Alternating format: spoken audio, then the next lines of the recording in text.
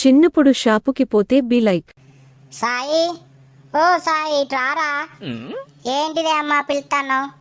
ఇగో ఈ పైసలు తీసుకొని దుకాణంలోకి పోయి ఆ పావు కిలో పెసరపప్పు, ఒక 5 రూపాయల బట్టల సబ్బును, 5 రూపాయల సరుపు తీసుకొని రాపో.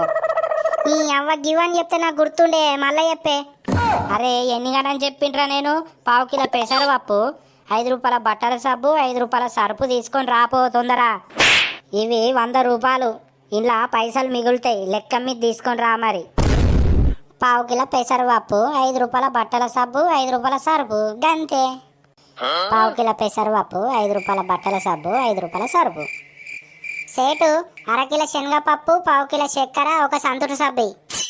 ఇస్తా అమ్మా. బాబు నీకేం కావాలి? ఏమో ఉండే కాదు, ఎవరి దాకా గుర్తున్నది. శనగపప్పును, 5 రూపాయల సబ్బు, సరుపు. అంకుల్, నాకు అరకిలో శనగ